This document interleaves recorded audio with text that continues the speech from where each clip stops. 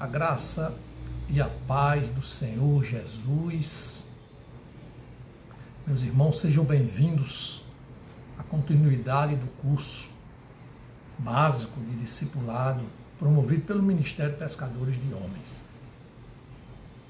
Na aula anterior, estudamos, no possível, sobre o Evangelho. Digo no possível porque o presente curso de discipulado tem por objetivo trazer ao conhecimento dos participantes aquilo que chamamos de noções básicas. Quando falamos em noções básicas, evidentemente, não é no sentido de que os temas tratados sejam estudados sem o devido zelo, mas que eles são estudados porque são importantes, porém de forma limitada, uma vez que o curso, diante da sua estrutura, não permite um maior aprofundamento dos temas. Todos nós sabemos que os temas bíblicos exigem um conhecimento muito aprofundado e que ensejam, esse conhecimento enseja que gastemos muito tempo. Tanto é que existem cursos, por exemplo, sobre essas matérias que duram meses e meses. Temos, claro, sabemos, os cursos de teologia, sabemos que tem os cursos específicos sobre a teologia sistemática, sobre a própria teologia bíblica. Então tudo demanda muito tempo e é claro que esse não é o interesse desse curso, que ele visa essas noções básicas em face disso. Então, o que promovemos também é inspiração, ou a inspiração aos ouvintes, dos ouvintes, a buscarem o conhecimento, assim como nós fazemos. Obviamente, com a ajuda indispensável do Espírito Santo. Porque o que nós tratamos aqui não são assuntos que estão na esfera da lógica humana. Nós tratamos de assuntos espirituais, assuntos que transcendem a limitação própria do conhecimento decorrente de livros comuns. Afinal, nós estamos estudando sobre o livro sagrado, sobre a Bíblia. Lembramos também, meus irmãos, que em aulas passadas estudamos sobre o inferno, aula de número 8, e também sobre o céu, aulas de número 10 e 11. Hoje temos a convicção do que sejam, conforme, obviamente, a Bíblia nos ensina. Eu sei que muitas vezes falar sobre inferno, falar sobre céu, falar sobre pecado, faz com que as pessoas, muitas achem, aquelas pessoas que ainda não foram tocadas pela graça de Jesus, achem que sejam assuntos surrealistas ou surreais e que são assuntos que estão fora das perspectivas do nosso conhecimento. É verdade que os temas bíblicos, voltamos a dizer, têm conotações espirituais, mas a espiritualidade não é antagonismo à espiritualidade e à materialidade. Diante dessas constatações iniciais, como nos livrarmos do inferno e irmos ao céu, viver a glória de Deus? Sobre isso, vimos também o plano divino da salvação. Lembram-se da aula de número 9? E lá aprendemos que somente por meio de Jesus somos salvos. Sobre as razões bíblicas que nos comprovam isso, que nos levam a essa constatação, não vamos repetir aqui, sendo suficiente ao nosso ver a aula citada. Então as pessoas podem rever alguma coisa a respeito do plano divino da salvação. Então uma coisa é certa, necessitamos de salvação, precisamos de salvação.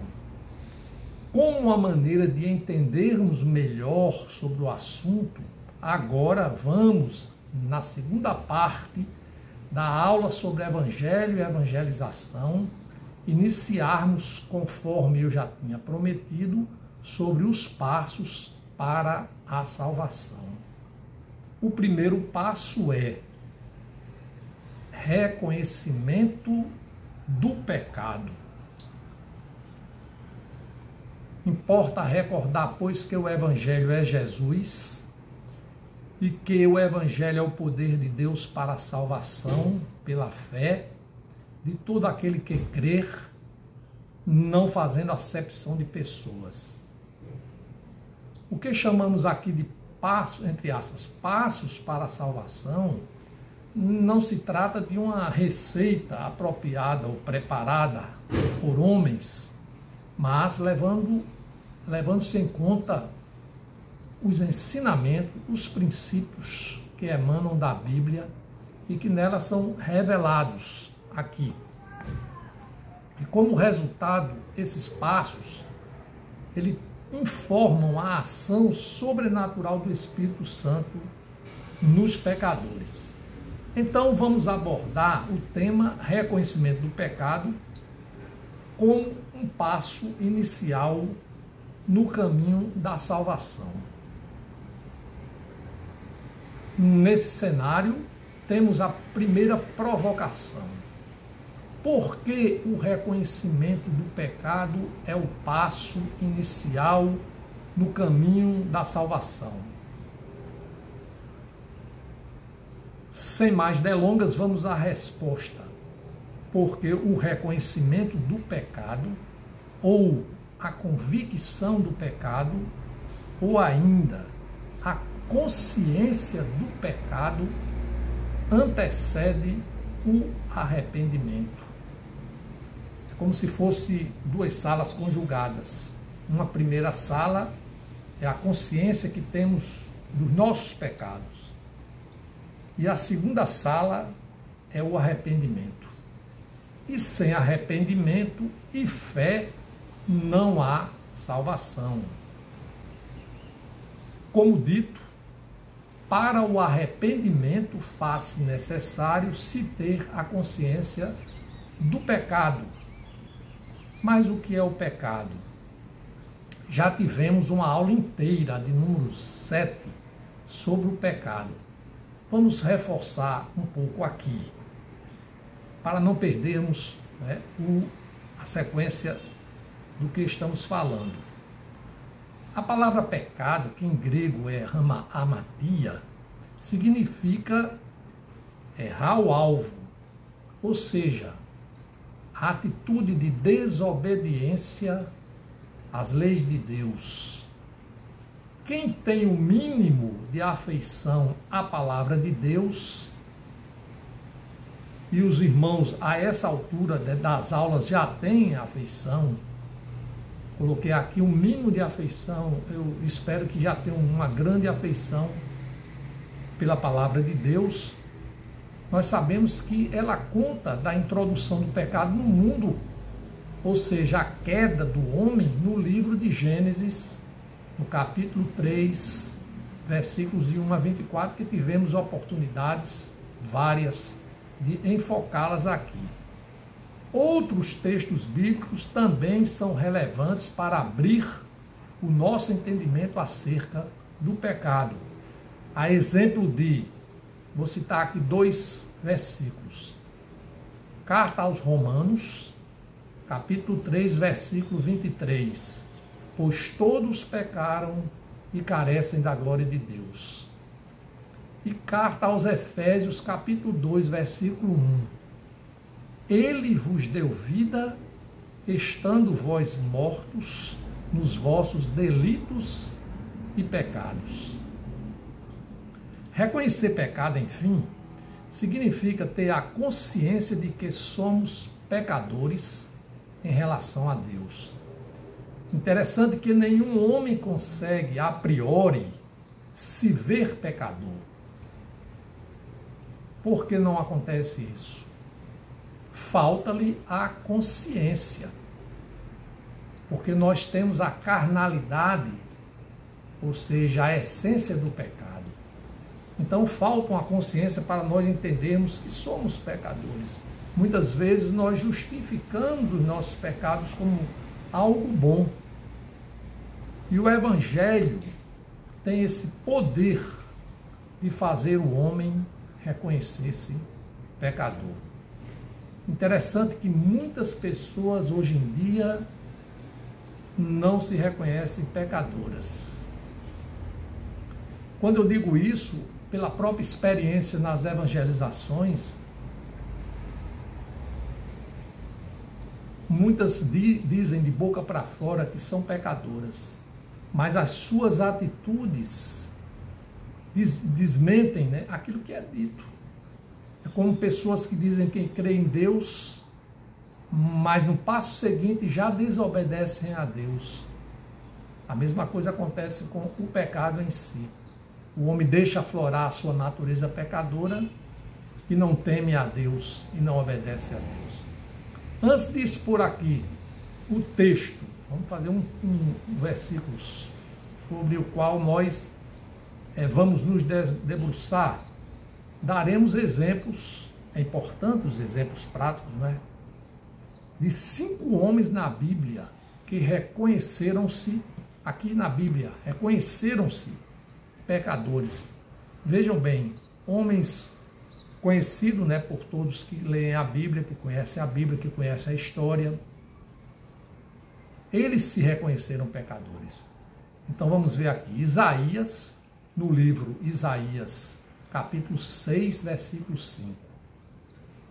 Então disse eu, ai de mim, estou perdido, porque sou homem de lábios impuros. Habito no meio de um povo de lábios impuros, ou de impuros lábios, e os meus olhos viram o Rei, o Senhor dos Exércitos. Que reconhecimento de ser pecador, promovido aí pelo profeta Isaías. Agora o rei Davi, em Salmos 51, versículo 3 e 4. Pois eu conheço as minhas transgressões e o meu pecado está sempre diante de mim.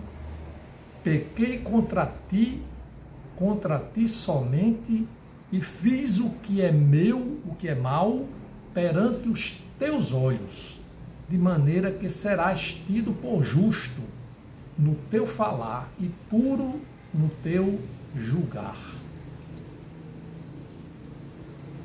O apóstolo Paulo, na própria carta que ele escreve em 1 Timóteo, capítulo 1, versículo 15.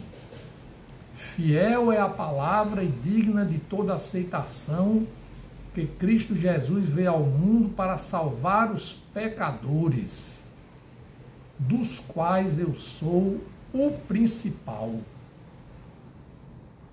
Aqui Paulo, nós vimos Isaías, vimos Davi, vimos Paulo.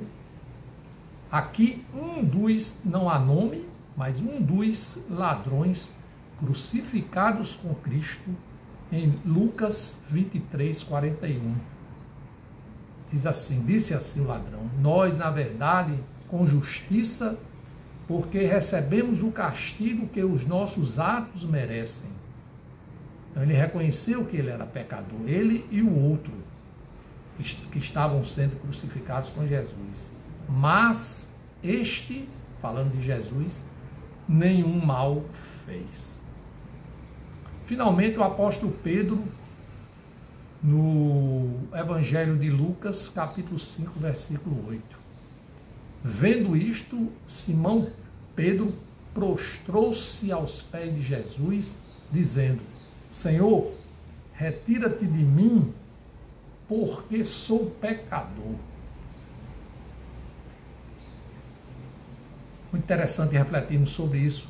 Grandes homens da Bíblia, grandes homens que seguiram ao Senhor, reconheceram-se pecador. E muitos de nós, né, não queremos reconhecer que também somos pecadores e precisamos de Jesus. nessa jornada precisamos algum esclarecimento acerca do arrependimento para podermos avançar. Como eu disse, o reconhecimento do pecado é a antessala do arrependimento. Mas vamos avançar alguma coisa a respeito do arrependimento para aclarar mais ainda sobre o assunto que estamos tratando. Após o período interbíblico, irmãos, para quem não sabe, é aquele período que está entre o Velho Testamento e o Novo Testamento. É um período que durou cerca de 400 anos. Então, após esse período, ou seja, mais de 400 anos, entre as últimas palavras proferidas no Velho Testamento e a entrada do Novo Testamento, onde se passaram, nesse período interbíblico, passaram-se guerras, conflitos, aparições de Messias, a queda dos impérios babilônios e assírios, depois vieram os gregos e agora no momento que vem o Novo Testamento, estão os romanos. Então, depois disso aí, o silêncio foi quebrado pela pregação de João Batista no deserto da Judeia. Arrependei-vos, porque está próximo o reino dos céus. Vimos isso no Evangelho de Mateus, capítulo 3, versículo 2. Ali, naquele momento, se cumpria a profecia do profeta Isaías, conforme o livro de Isaías 40, capítulo 40, versículo 3, escrito há cerca de 750 anos atrás, ou seja, a profecia feita há cerca de 750 anos atrás do nascimento de Jesus Cristo, que dizia assim, o livro de Isaías: voz do que clama no deserto, preparai o caminho do Senhor, endireitai as suas veredas. Como se observa, João Batista, agora dito no Novo Testamento, já proclamava o povo ao arrependimento. O arrependimento, pois, que é a consequência de quem se reconhece pecador, todavia provém de uma ordem, o arrependimento provém de uma ordem do próprio Jesus. Então nós vimos que o profeta Isaías apontava para a voz do que clama no deserto, que era João Batista, para o arrependimento. Então, quando João Batista vem, ele fala assim: arrependei-vos, porque está próximo o reino dos céus. E em seguida, o próprio Jesus dá a ordem. O tempo está cumprido e o reino de Deus está próximo. Arrependei-vos e crede no Evangelho. Marcos, capítulo 1, versículo 15. Daí por diante passou Jesus a pregar e dizer: arrependei-vos, porque está próximo o reino dos céus. Mateus 4, versículo 17. Meus irmãos, esta é a razão de termos de nos arrepender. Jesus nos convocou a isto, e mais uma vez, sem arrependimento, sem fé, não há salvação. Muitos não se arrependem porque não sabem do que se arrepender ou para que se arrepender. Meditemos então o que faz ver o homem a necessidade de arrepender-se. Como saber de sua natureza pecadora? Afinal, nenhum homem é bom, somente Deus, conforme o Evangelho de Marcos, capítulo 10, versículo 18. Então, não existe homem bom. É interessante que nós encontramos pessoas assim, que se julgam boas, porque se julgam cumpridoras de alguns preceitos que são evidenciados na sociedade, mas não respeitam a palavra de Deus, o mandamento de Deus. Colocadas essas premissas, a guisa de introdução que nós fizemos, vamos a Romanos 7, aqui, carta aos Romanos 7, capítulo 7, versículos 7 e 8. escreveu o apóstolo Paulo: que diremos, pois? É a lei pecado? De modo nenhum. Mas eu não teria conhecido o pecado, senão por intermédio da lei. Pois não teria eu conhecido a cobiça, se a lei não dissera: não cobiçarás. Mas o pecado, tomando ocasião pelo mandamento, despertou em mim toda sorte de concupiscência, ou seja, de desejo, porque sem lei está morto o pecado. Então aqui o apóstolo Paulo traça questões a respeito da lei, da obediência à lei. Romanos 7 se trata de uma das partes mais instigantes e complexas da Bíblia, que se segue após a exposição pelo apóstolo Paulo da doutrina da justificação, da libertação da escravidão, do pecado pela graça, que nos afastou da soberania da lei. Analisando ainda o contexto, observa-se que o apóstolo Paulo, em sua carta aos Romanos, vinha tratando da questão do pecado. E as suas referências à lei vinham sendo negativas nos primeiros capítulos de Romanos. A propósito, no capítulo 6, nós estamos falando, o tema aqui agora com relação à lei, nós estávamos falando no capítulo 7. Mas aqui nós estamos dizendo que no capítulo 6, no verso 14, ao dizer que por causa de Cristo o pecado não terá domínio sobre as pessoas, sustenta Paulo que não se está mais debaixo da lei, e sim da graça. Os irmãos que não conhecem muito acerca da palavra de Deus, né, vão encontrar muitas referências a isso. A questão da lei, a questão da graça, se estamos sob o império da lei, se estamos sob o império da graça. De modo que surge aqui uma objeção. Ora, se a lei é de Deus, como ela não é boa? Por isso que Paulo pergunta, a lei não é pecado? Né? Como ela não é boa? O que faz Paulo introduzir esse capítulo 7 de Romanos como uma resposta à má compreensão sobre se a lei é boa ou se a lei é má.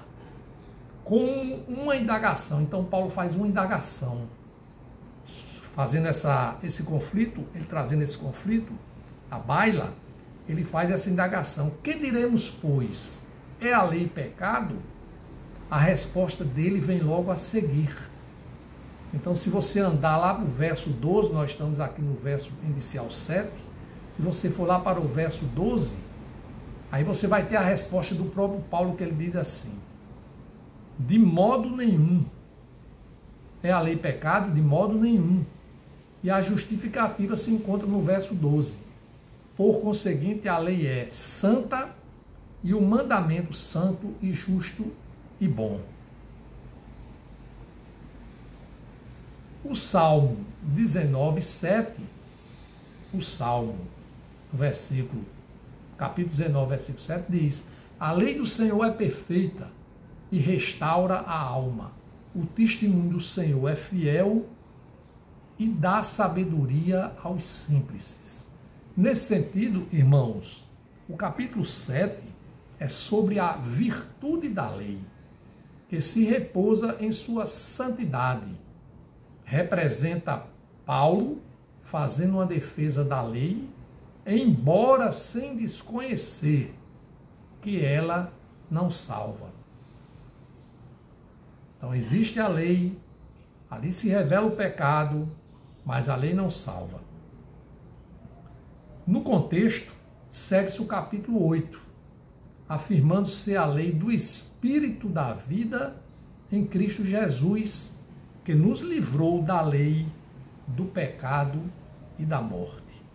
Veja-se, irmãos, que há um confronto entre a denominada lei mosaica, a lei lá do Antigo Testamento, chamada também como a lei do pecado e da morte, porque ela revela isso, e a lei do Espírito, que traz vida mediante Cristo Jesus, que é a graça também já no Novo Testamento. Numa síntese do que falamos, pode-se dizer que a carta aos Romanos trata do capítulo 1 a metade do capítulo 3 sobre a perdição. Da segunda metade do capítulo 3 ao capítulo 5 sobre a justificação. E do capítulo 6 ao capítulo 8 sobre a santificação. Paulo começa o capítulo 7 fazendo uma analogia da lei com o casamento. Então aqui Paulo tentando explicar tudo isso, ele faz uma analogia da lei com o casamento, é o versos de 1 a 6, demonstrando que a lei do casamento prende a mulher ao homem e que somente a morte pode libertá-la para poder casar de novo, sem o perigo de cometer o pecado do adultério. Ou seja, somente a morte cancela as obrigações tanto de quem morre como de quem sobrevive. Nesse sentido, Paulo ensina que vocês também morreram para a lei por meio do corpo de Cristo. Romanos 7, versículo 4. Na analogia, nessa comparação, é possível entender que o primeiro marido é a lei. A esposa são os cristãos. E o segundo marido é o Cristo. Dessa forma, revela-nos a quebra dos grilhões da lei em relação a nós. Ou seja, a libertação da lei. Morremos para a lei por meio de Cristo. Verso 4. Compreendamos dois modos de existência. No verso 5, os que vivem debaixo da lei, aqueles não regenerados. No verso 6, os que vivem no Espírito, libertos da lei. O capítulo 7 de Romanos enfatiza, pois, o papel da lei mosaica, ou seja, essa lei do Antigo Testamento. Então, irmãos, vamos ver aqui a doutrina a respeito desse assunto. Gordon Fee e Douglas Stuart, nesse livro que eu já apresentei antes, é o livro Como Ler a Bíblia, livro por livro, comentando os capítulos 5, 12 a 8:39, na página 379, deixa eu ver aqui.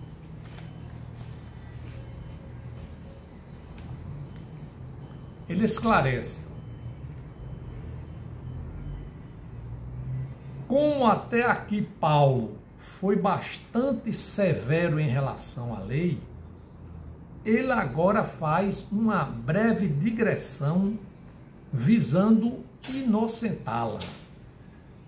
Afinal, a lei foi concedida por lei, ou por Deus, apesar do papel que ela desempenha na nossa morte.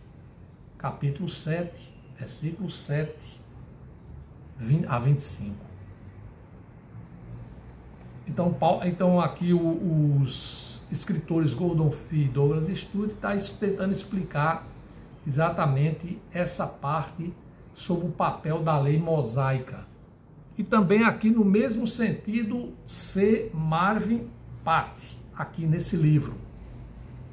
Também tivemos a oportunidade já de vê-lo. Romanos, série Comentário Expositivo, página 156. Vamos ver aqui o que diz. Esse livro diz assim: para facilitar,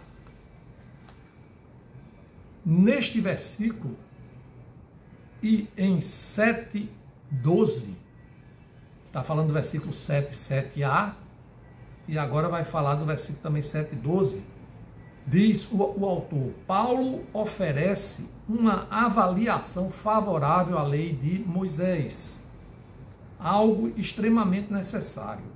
Aqui ele elogia a lei como um argumento negativo. Pergunta: a lei é pecado? Com base em tudo o que ele disse a respeito da lei até agora, seria de esperar que ele respondesse de forma afirmativa. Nós vimos que Paulo começou tendo impressões negativas acerca da lei. A própria redação na Bíblia diz isso, né? Nós vimos aí nos próprios versículos. Então, contudo, o apóstolo prossegue energicamente com um enfático migenoito. Ou seja, ele disse aí essa frase latina, por certo, de modo nenhum. A lei santa de Deus não é pecado, mas sim revela o pecado. É aqui que eu quero chegar e chamar a atenção dos meus irmãos, tudo falando sobre a lei mosaica. Ela, na realidade, ela revela o pecado. Porque se não existisse lei, como é que saberíamos sobre o pecado? E então, como se observa do texto, afirma Paulo, que não teria conhecido o pecado, olha o que Paulo está confessando aí, que não teria conhecido o pecado senão por intermédio da lei. De modo que este é o propósito da lei. Então aprendamos isso, irmão. Revelar o pecado. É possível deduzir que inexistente lei, ou seja, sem a existência da lei, inexistente a transgressão. A consciência de que se é pecador deriva, pois, da existência da lei. A lei está aqui e nos faz um confronto, né, com as nossas ações, com o nosso pensar, com o nosso agir. O homem toma conhecimento do pecado por intermédio da lei que o revela. Por exemplo, um mandamento, uma lei de Deus, né? O mandamento diz: não adulterarás. Outro: não matarás. Então, ali está a referência, né? Que se você fizer, você está pecando. Aí está a resposta: o homem se detendo na lei que nos leva ao arrependimento.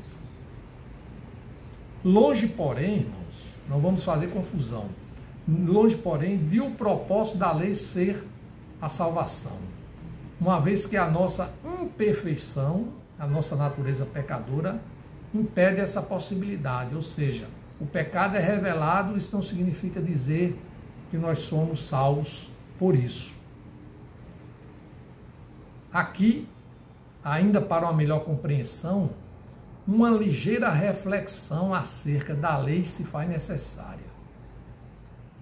A lei da antiga aliança foi extinta, ou seja, a lei do Antigo Testamento foi extinta, porque essa discussão sempre vem à tona. Essa pergunta faz sentido, porque se foi extinta, não se tem como o pecado ser revelado, entenderam? A resposta está com Jesus.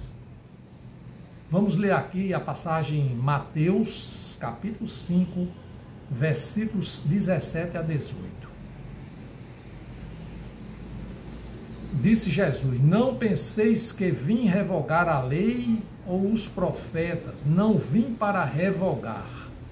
Porque em verdade eu vos digo, até que o céu e a terra passem, nem um i ou um tio jamais passará da lei, até que tudo se cumpra.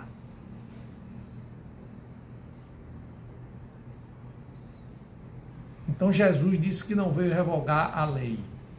A propósito do verso 18 acima, apontam, aí voltando para o livro agora, Entendes o que leis, dos mesmos autores Gordon Fee e Douglas Stuart, editora Vida Nova, página 198, eles apontam o seguinte, sobre essa questão, né, da vigência da lei antiga, se a lei antiga ainda predomina nos dias atuais.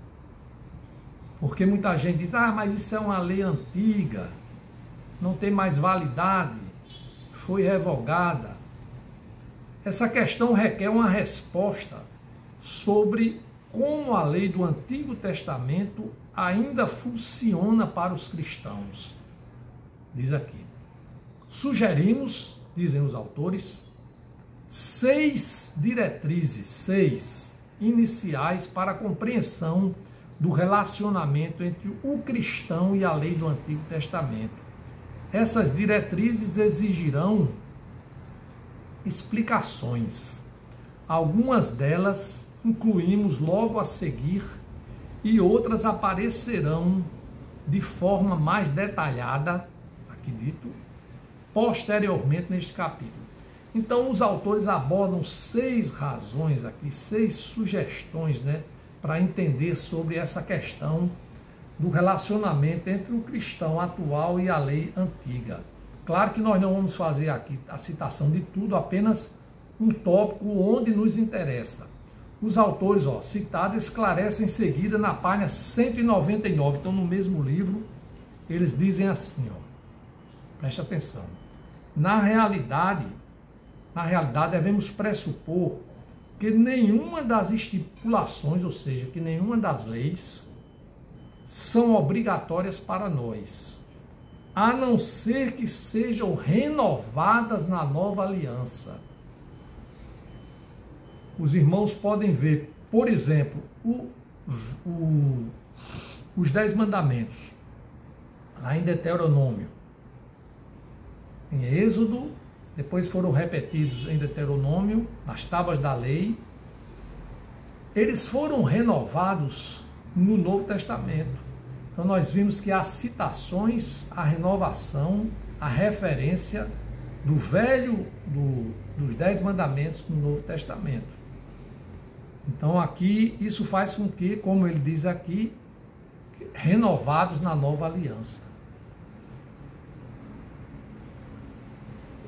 Ou seja, a menos que uma lei, repetindo, uma lei do Antigo Testamento seja de alguma forma reformulada ou reforçada no Novo Testamento, já não é diretamente obrigatória para o povo de Deus, conforme Romanos 6, 14, 15. E adianta os autores, por fim, que 2 tipos de leis não foram renovados pela nova aliança: as leis civis e as leis rituais, que não são as leis morais. Neste panorama, inferem os autores que somente o que é explicitamente renovado da lei do Antigo Testamento pode ser tido como lei de Cristo no Novo Testamento.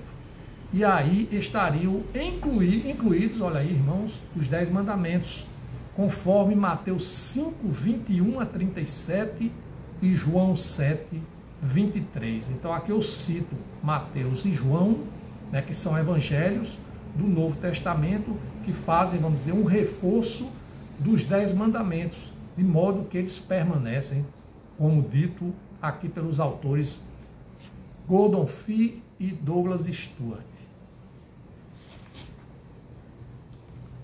Eu sei, irmãos, que essa matéria não é fácil, né? É uma matéria de certa forma complexa, mas nós precisamos vencê-la.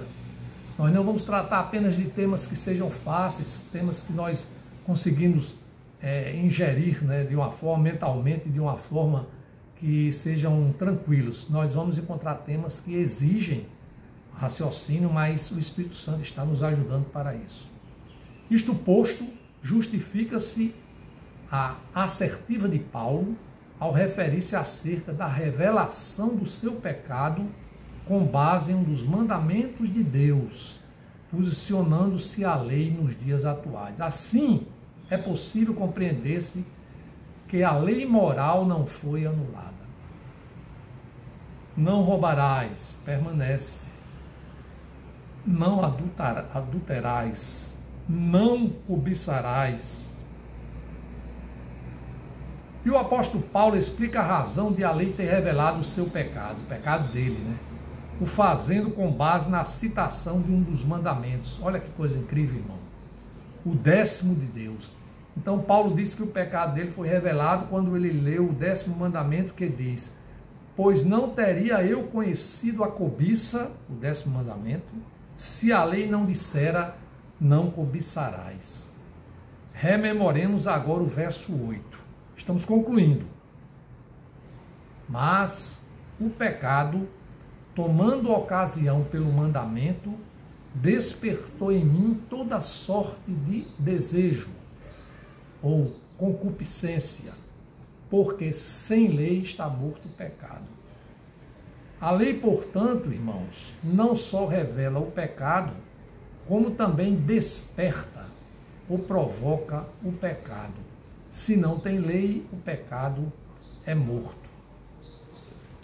No dizer de John Stott, livro também que nós já tivemos a oportunidade de conhecer um pouco, é a mensagem de Romanos, da Carta aos Romanos, ABU Editora, ano 2007, a Bíblia fala hoje, página 236, diz assim: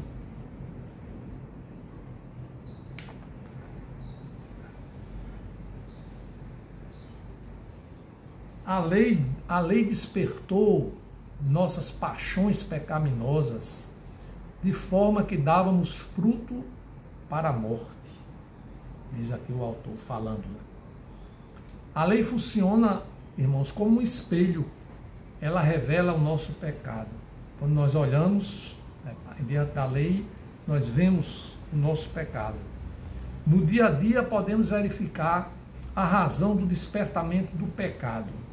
Então aqui vou tratar a título de ilustração.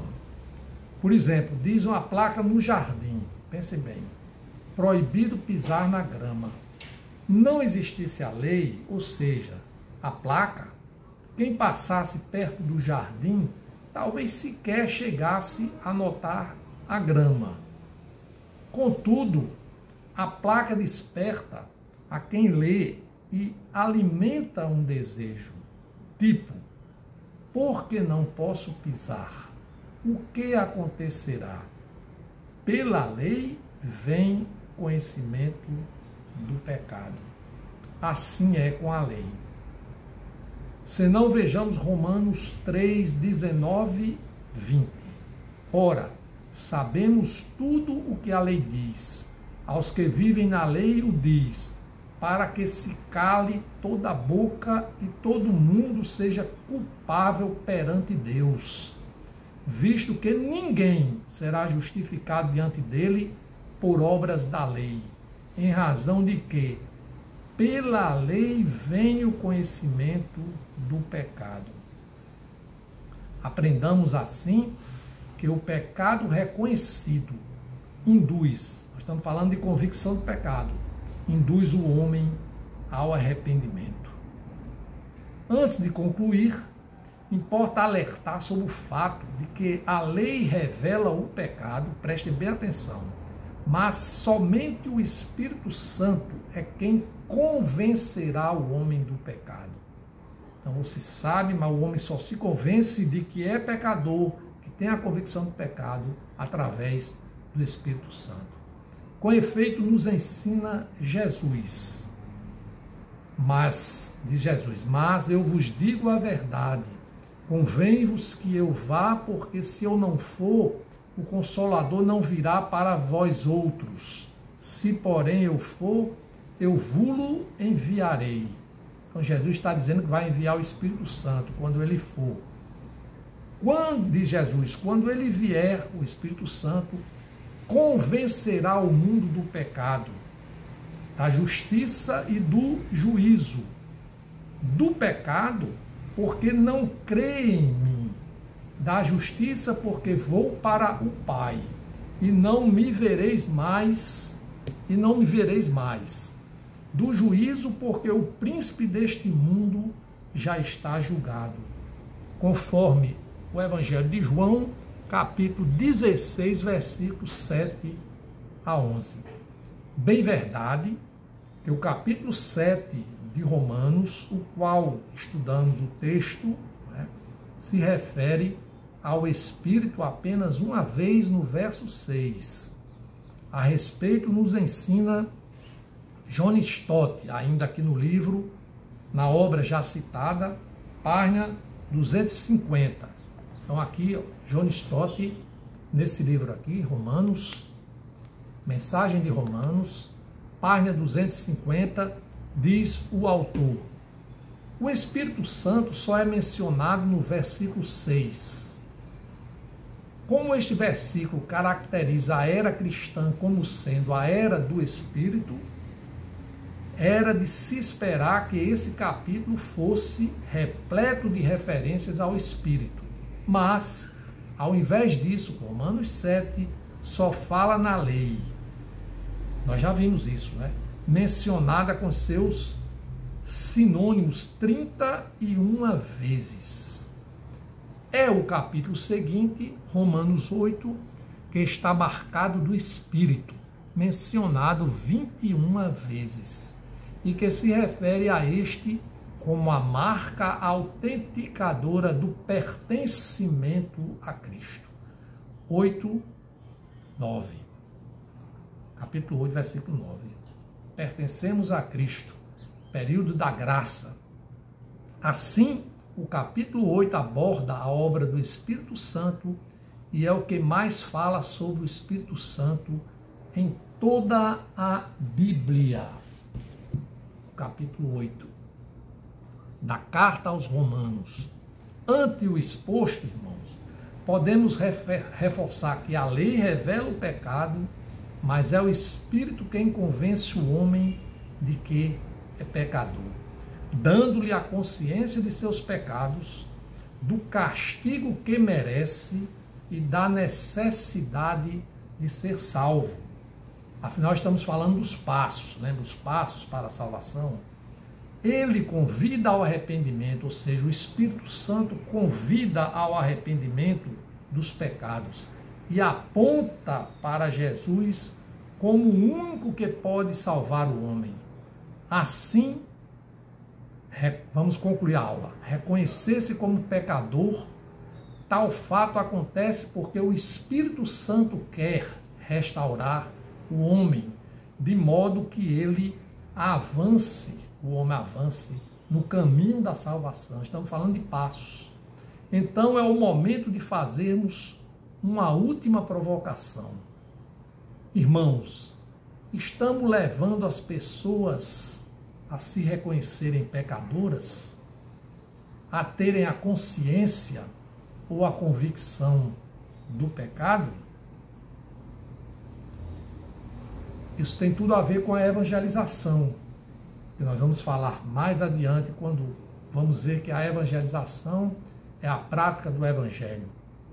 Aprendemos hoje, a lei é santa, a lei não salva, a lei nos revela o pecado, o Espírito Santo nos convence do pecado. O reconhecimento do pecado antecede o arrependimento como um passo inicial no caminho da salvação. Aqui encerramos a segunda parte desta última aula, que é a aula 12 do curso básico de discipulado. Louvamos ao Senhor e aguardamos a continuação desta aula, se Deus quiser. Amém.